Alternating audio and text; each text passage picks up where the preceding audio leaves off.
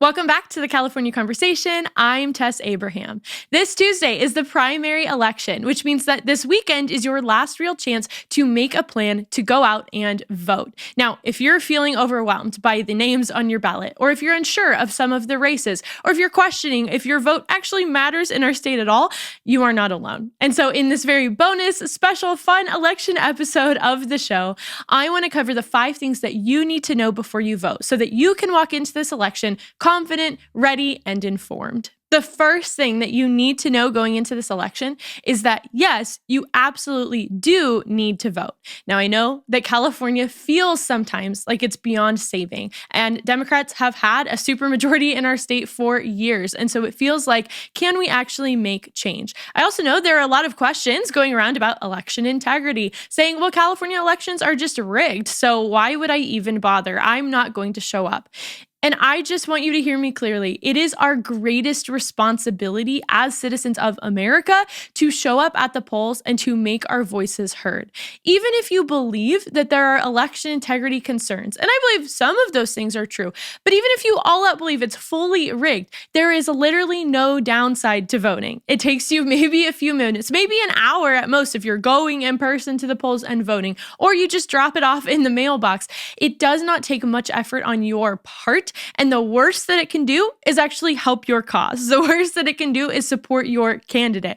And we want that. If you don't vote, then you are guaranteeing that your voice is not going to be heard. Which means if you are a conservative, you are guaranteeing one less vote for that conservative candidate. And so you need to vote. This race, especially for governor, is a lot tighter than we want to be comfortable with. Now, Steve Hilton has looked like the polling has been on his side. It looks like he's been leading in the race, but the polls are all over the place. And I even read one just this morning that said that Becerra was in the lead and that Hilton was more in the second. And so we just need every single vote that we can get for conservatives. I also don't think that we can complain about California and that we can say that there's issues and that we can say that our leadership is bad and corrupt and then not show up. We can't do that. We have to be people who see the responsibility that is in front of us and who do our best. It doesn't always mean that the outcome is guaranteed to go your way. It doesn't mean that we will get a conservative even on the November ballot, but it does mean that we did everything possible in our power to make sure it wasn't our fault, to make sure it wasn't because we didn't show up that someone didn't end up being able to make it further in the race than they did. So please don't let any cynicism, don't let any discouragement, or don't let any questioning about how this election could really go, don't let that be an excuse for your total disengagement from the process. If you have not voted already, make a plan today, right now, a plan of how you are going to vote. Are you going to mail in your ballot? Are you going to vote early before Tuesday? Or are you going to go vote on election day? Are you going to vote in person? Where is your center that you're going to go to cast your ballot? Do you know if your registration status is active and you are registered to vote in California? Make a plan now so that nothing gets in the way between now and election day. If it's too vague, you might forget about it, or you might go to vote on Tuesday and not know where you're supposed to go, or you might realize that you weren't registered. So right now, take the time, make a real plan. California is only going to change if we are willing to continue to show up. So you need to vote. The second thing you need to know is that there are several down-ballot races that significantly matter for how California is governed. I know that the governor's race gets a lot of attention, and that's pretty much all that we have covered on the show. I have talked about the LA mayoral race, but beyond that, I continue to talk about candidates. And that's because I can't cover everything, and there are so many races. So I have to choose, since I'm on here once per week, of what we are going to talk about. But there are so many other offices that really create the building blocks of what the government is in California. Government is not about the big offices. Yes, those are important. The president, the governor, those are very important roles, and we want to elect the right people to those roles.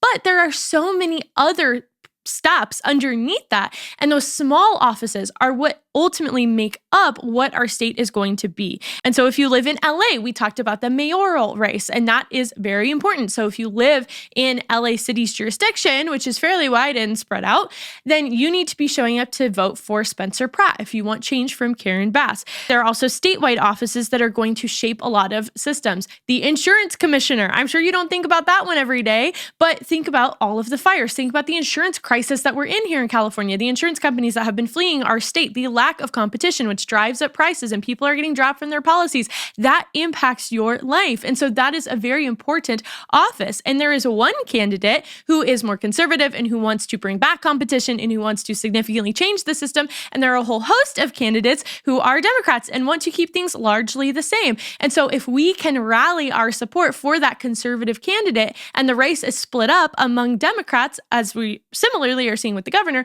there is a shot that we could get a more conservative candidate into that office of insurance commissioner. So it would be an absolute mistake to overlook these offices. You are not only voting for the governor, you are also voting for every person who makes up our government as a whole, and who specifically influences certain processes and systems that make your life what it is. And so they are the ones who are going to determine how insurance companies are going to be regulated, like we talked about with that commissioner, how state money is managed and invested, how laws are going to be enforced. That's the attorney general, or sometimes, not enforced at all. And then what priorities our state government is actually going to focus on. So there are a lot of names on your ballot. There are a lot of offices that we need to be voting for, and I want you to take it seriously. Don't just vote for one or two offices. Take time, now that you still have time. You still have time before Tuesday.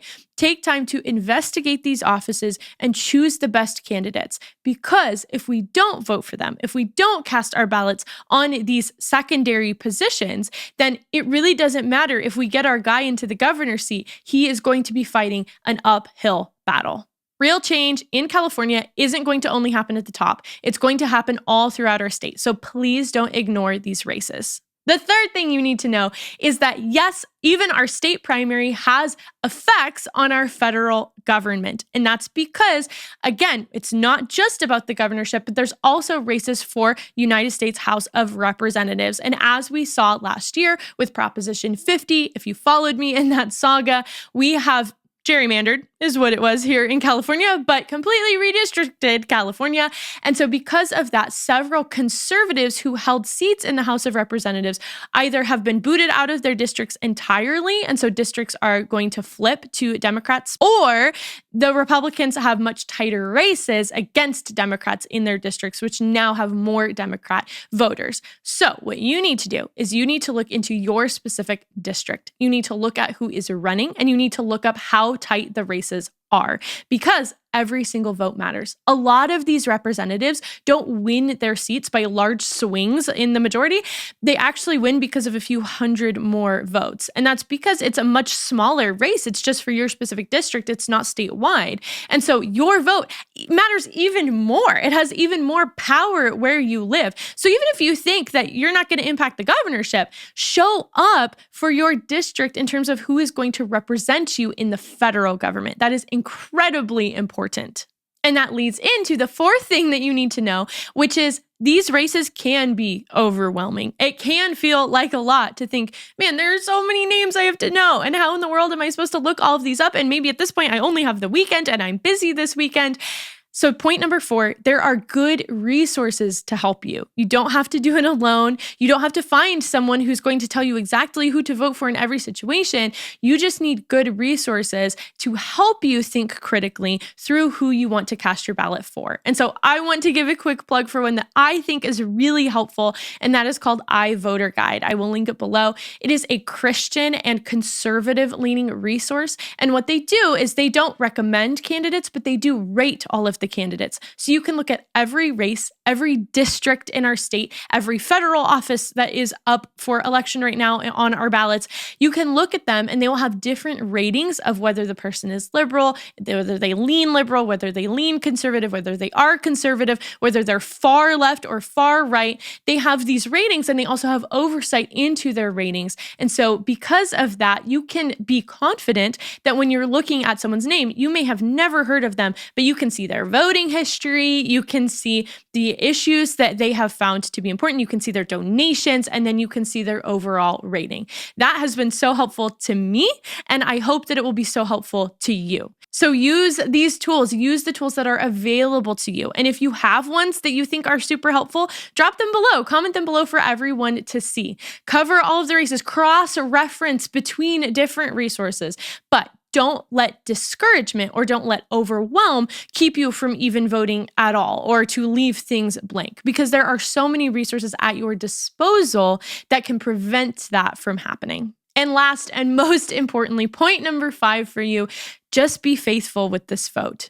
As I mentioned at the top of the show, voting is one of the most basic, and I would argue one of the most important responsibilities that we have as Americans. It is so incredible and so unfathomable that we have a direct say in how we get to be governed.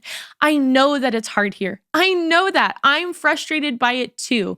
But do not let your discouragement or your disillusionment, do not let that keep you from engaging in the process.